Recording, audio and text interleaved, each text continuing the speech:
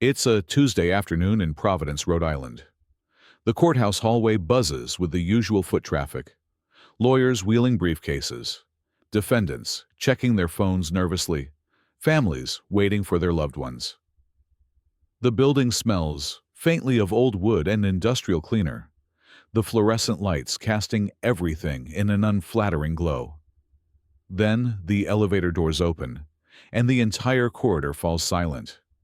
A woman emerges in full bridal regalia. Her wedding gown is unmistakably expensive.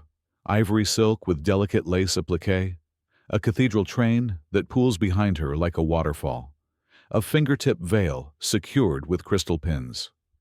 Her makeup is flawless, her hair swept into an intricate updo that probably took 2 hours to create.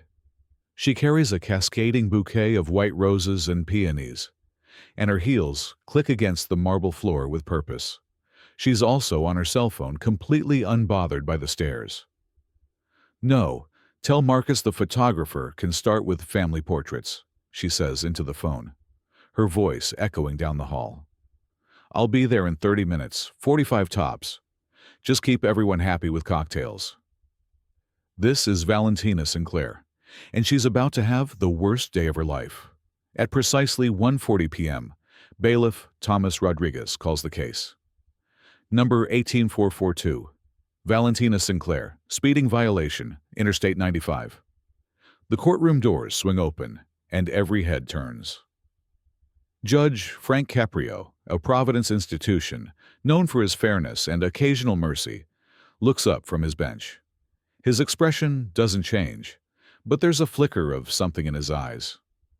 Surprise, maybe, or concern about what's about to unfold. Valentina walks to the podium with the confidence of someone who's never been told no. Her train drags behind her, the delicate fabric collecting dust from the courtroom floor. She sets her bouquet on the defense table without asking permission, then smooths her dress. Judge Caprio clears his throat. "Miss Sinclair, congratulations on your upcoming wedding. I assume—" "Thank you," she interrupts, not quite making eye contact.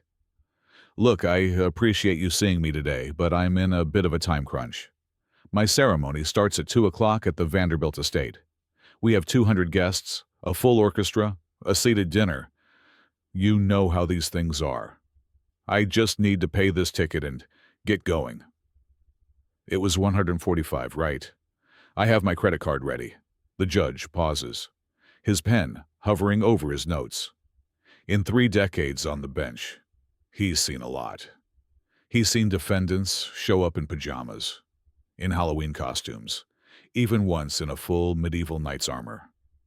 But a wedding dress is a first. "Miss Sinclair," he says carefully, "court proceedings require a certain process. I can't simply accept a payment without reviewing the circumstances of your citation." "Right, of course. I understand." She shifts her weight, and her dress rustles. "I was speeding, I admit it. Guilty. Can we process the payment now?" Judge Caprio's expression hardens slightly. It's subtle, but the court reporter notices. The bailiff notices. Anyone who knows the judge knows that tone. "Miss Sinclair, according to this citation, you were traveling 89 miles per hour in a 55-mile-per-hour zone on Interstate 95. That's 34 miles over the posted limit, which constitutes excessive speed under Rhode Island law. Before I determine the appropriate penalty, I need to understand the circumstances. What were you doing traveling at that speed?" Valentina sighs, a sound that carries just a hint of exasperation. "I was late for my final dress fitting. It was 3 weeks ago. I was rushing, I made a mistake, and I got pulled over.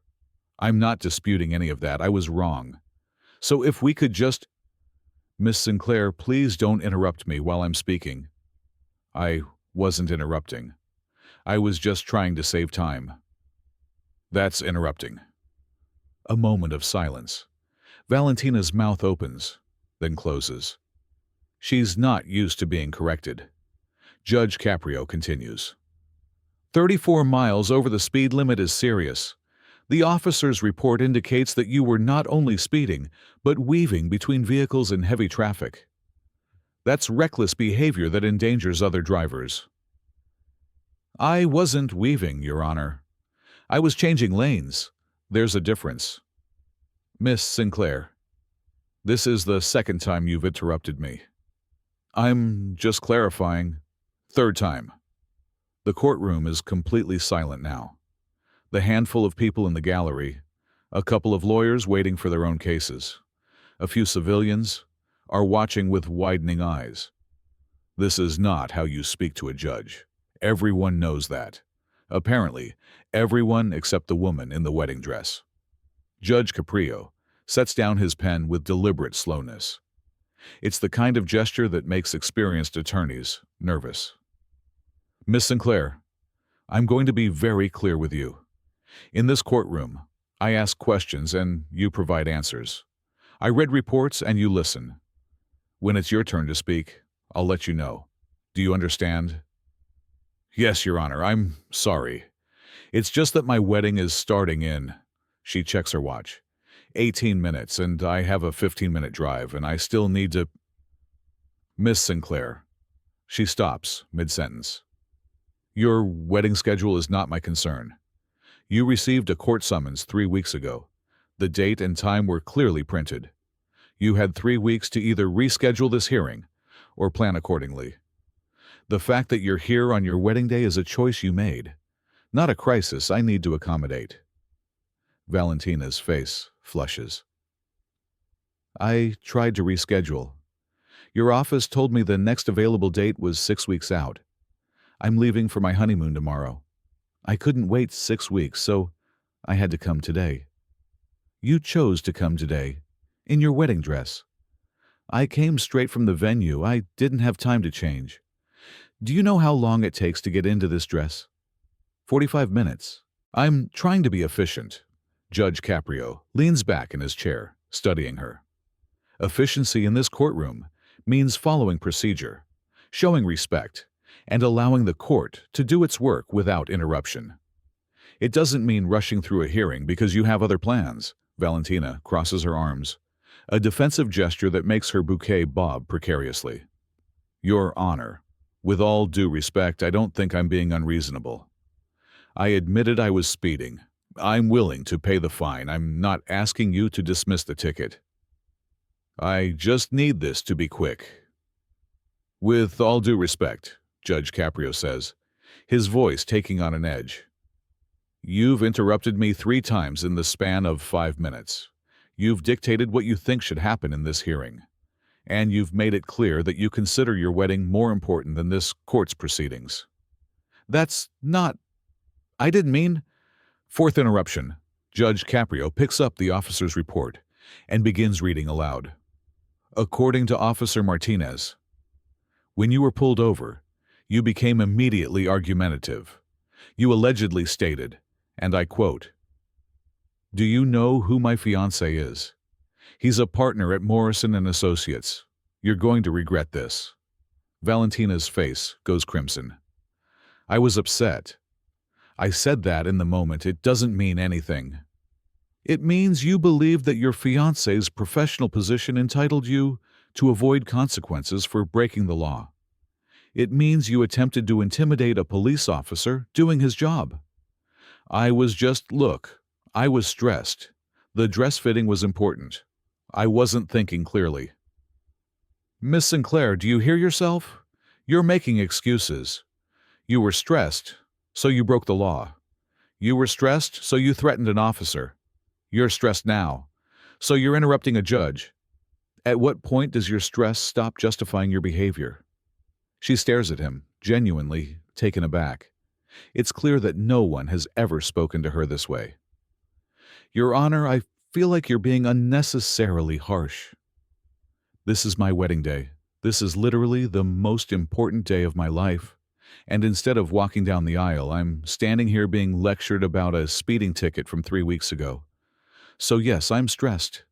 Yes, I'm short-tempered. I think that's understandable under the circumstances. Judge Caprio's expression doesn't change. Your stress doesn't exempt you from courtroom decorum. Your wedding doesn't grant you special privileges, and your repeated interruptions are testing my patience." Valentina throws her hands up, and her bouquet waves wildly. "This is ridiculous. I've been here 10 minutes already. My wedding coordinator is calling me." Her phone buzzes audibly in her clutch. "Can I just answer this? It's probably important." "No, but it's my wedding day. And this is a courtroom. Your wedding is important to you. This hearing is important to the integrity of this court and to the rule of law. The world doesn't." "Stop because you're getting married, Miss Sinclair." Her jaw actually drops. She's genuinely shocked. "Your Honor, I don't understand why you're being so difficult. I've admitted my guilt. I'm standing here in my wedding dress, for God's sake. Can't you just tell me the fine so I can pay it and leave?" Judge Caprio sets down the report and looks at her directly. "Miss Sinclair, you've now interrupted me 5 times. You've checked your phone during the hearing.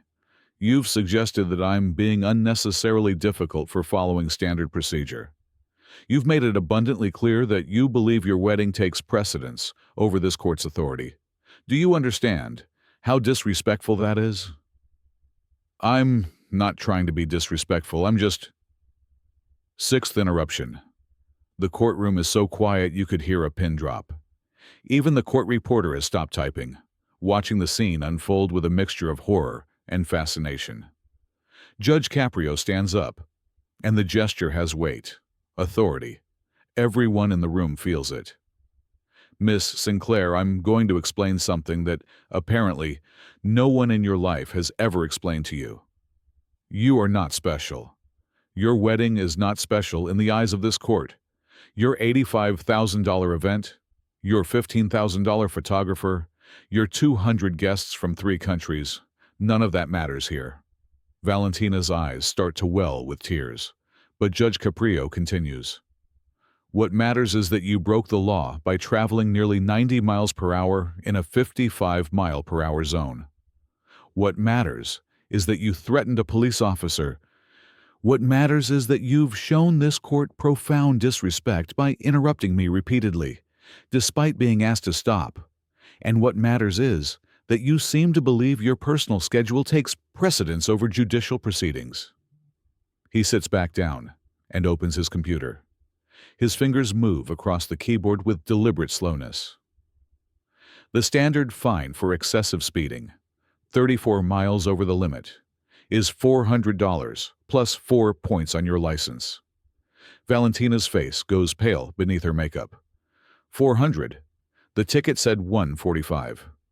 The ticket cited the base fine for simple speeding.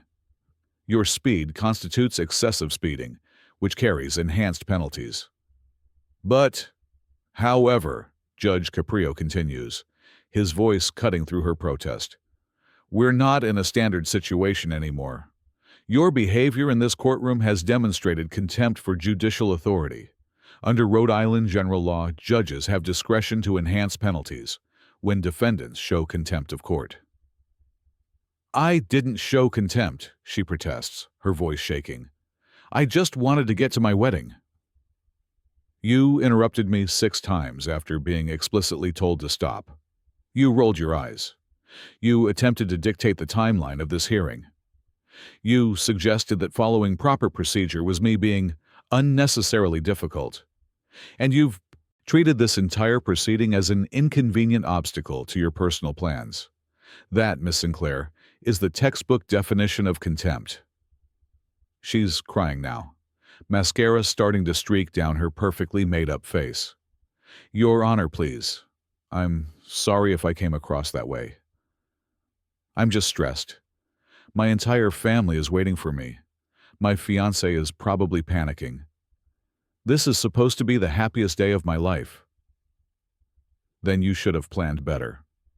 Judge Caprio's voice isn't cruel, but it's firm, final. "Your fine is increased to $1,200, $400 for the excessive speeding violation, $800 for contempt of court based on your pattern of interruptions and disrespectful behavior." $1,200? Valentina is shaking now, her hands gripping the podium. That's insane. You're punishing me for being stressed on my wedding day.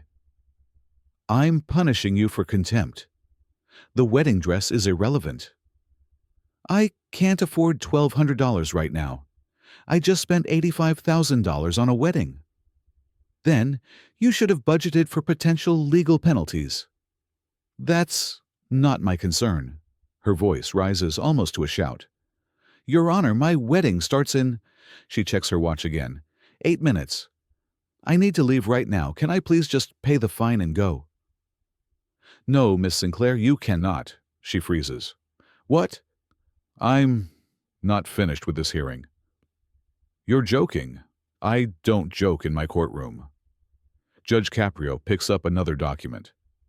Now, let's discuss the 4 points that will be added to your license. These points will likely increase your insurance premiums by approximately 40% for the next 3 years, based on average rates for your vehicle, a 2024 Mercedes G-Wagon, according to the officer's report. That's roughly $2,400 in additional costs over the... I don't care about insurance, Valentina practically screams. My wedding is starting right now. Judge Caprio stops. He looks at her with an expression that's part disappointment, part resolve. Miss Sinclair, every time you interrupt me, every time you raise your voice, every time you show disrespect, this hearing takes longer. If you want to leave, I suggest you be quiet and let me finish. She clamps her mouth shut. Tears are streaming down her face now, but they're angry tears. Frustrated tears, not remorseful ones. Judge Caprio continues, methodically reviewing every aspect of the citation, the points, the insurance implications, the possibility of traffic school. He's not being cruel. He's being thorough, but his thoroughness is clearly deliberate, a lesson in consequences. Valentina's phone buzzes again. She can't help herself. She glances at it. Miss Sinclair, did you just check your phone while I'm speaking? It's my wedding coordinator, she whispers. My ceremony is supposed to be starting right now. Then you should have shown this court more respect 20 minutes ago. Put your phone on silent and put it away, or I'll have the bailiff confiscate it. She fumbles with her clutch, her hands shaking so badly she almost drops it. The mascara has created dark rivers down her cheeks. Her perfect bridal makeup is ruined. Now, Judge Caprio says, regarding traffic school, you have the option to attend an 8-hour defensive driving course, which may reduce the points on your... Please, the word comes out as a sob. Please, Your Honor, I'm begging you. I know I was rude. I know I interrupted you. I was wrong. But please, my entire family is at that venue. My fiancé is probably losing his mind. 200 people are waiting for me. This is supposed to be the happiest day of my life. And I'm stuck here because I made a stupid mistake 3 weeks ago. You're stuck here, Judge Caprio says quietly, because you chose to appear on your wedding day instead of rescheduling properly. You're stuck here because you interrupted me 6 times. You're stuck here because you treated this court with contempt. Those were your choices, Miss Sinclair, not mine. I'm sorry, she whispers. I'm genuinely, truly sorry. I was disrespectful, and I shouldn't have been. Judge Caprio studies her for a long moment. The tears seem more genuine now. Less angry, more desperate, more aware. Miss Sinclair, do you understand why you're in this situation? She nods, swallowing hard. Because I was disrespectful to you and to this court. Because I thought my wedding day meant I deserved special treatment. And I was wrong. Say that again. I was wrong. I'm sorry, Your Honor. There's a long pause. The courtroom holds its breath. Miss Sinclair, your fine remains $1,200. The 4 points on your license remain. Those are the consequences of your speeding violation and your contempt of court. She nods, still crying. However, Judge Caprio continues, I'm going to do something for you. Not because I feel sorry for you, not because of your wedding, but because I believe you finally understood what happened here today. He signals to his clerk. Process her payment immediately. Miss Sinclair, you'll pay the fine right now, receive your paperwork, and you'll be free to leave. Thank you, she breathes. Thank you so much, Your Honor. I'm not finished. Her face falls. In addition to the fine and the points, I'm ordering you to complete 16 hours of community service at the Providence Traffic Safety Education Center. You'll assist in teaching defensive driving courses to new drivers, and you'll tell them about the day you showed up to court in a wedding dress and learned that entitlement has consequences. Valentina's mouth opens, but no sound comes out. You'll complete those 16 hours within 60 days. Failure to comply will result in a warrant for your arrest. Do you understand? Yes, Your Honor, she whispers. You're dismissed. Get to your wedding. He glances at the clock on the wall. Though I'm afraid you're now 43 minutes late. I hope your guests enjoyed the extended cocktail hour. Valentina takes her paperwork with trembling hands. At the clerk's window, she swipes her credit card for $200, a charge that nearly maxes out her limit. Then she rushes out of the courtroom, her train dragging behind her, her face streaked with mascara, her bouquet wilted and forgotten on the defense table. As the doors close behind her, an elderly woman in the gallery leans over to her companion. That bride just paid $1,200 to learn what her parents should have taught her for free. Within hours, someone posts a video of the hearing online. It spreads like wildfire. Bride interrupts judge 6 times on wedding day, pays $1,200. Entitled, Bride Learns Wedding Dresses, Don't Grant Immunity. Judge to bride. Your wedding is not special in the eyes of this court. Valentina's wedding does happen, starting 47 minutes late. The guests are confused. Her makeup is completely ruined. The photographer does his best, but the tear streaks are visible in every photo. The videographer captures her, looking distracted and stressed throughout the ceremony. During the toasts, her new husband makes an awkward joke about legal delays, without explaining further. But some guests are curious. They Google her name. And by midnight, half the wedding attendees have watched the video of their bride being dressed down by Judge Caprio earlier that day. 2 weeks later, after returning from her honeymoon in Santorini, Valentina reports for her first day of community service. She walks into the Providence Traffic Safety Education Center, wearing jeans and a volunteer t-shirt, her hair in a simple ponytail, no makeup. She stands in front of a classroom full of teenagers and young adults learning defensive driving. When it's her turn to speak, she takes a deep breath. My name is Valentina, she says quietly, and I'm here to tell you about the worst mistake I ever made. And I don't mean the speeding ticket. The room is silent, attentive. 3 weeks before my wedding, I was speeding on Interstate 95. I got pulled over, I got a ticket. I was supposed to appear in court, but I forgot about it until the morning of my wedding day. So I showed up to court in my wedding dress, thinking maybe the judge would feel sorry for me and make it quick. She pauses, and there's genuine emotion in her voice. Instead, I interrupted him 6 times. I told him I didn't have time for his courtroom. I rolled my eyes. I checked my phone. I treated him and the entire judicial process like an inconvenience, like an obstacle between me and my expensive wedding. And I paid for it. $1,200 in fines, 4 points on my license, and 16 hours of community service, which is why I'm standing here right now. A few students shift uncomfortably. They recognize themselves in the story. The lesson isn't just don't speed, Valentina continues. You already know that. The lesson is about respect. It's about understanding that your plans, your schedule, your special day, none of that makes you more important than anyone else. None of that exempts you from rules, from consequences, or from basic human decency. She looks around the room, making eye contact with the students. I thought my wedding day made me special. It didn't. I'm standing here in a volunteer t-shirt because I learned that the hard way. And trust me, it's better to learn it from me than to learn it from a judge. When someone asks Valentina about her wedding day, she pauses before answering. The marriage is wonderful, she says carefully. My husband is amazing.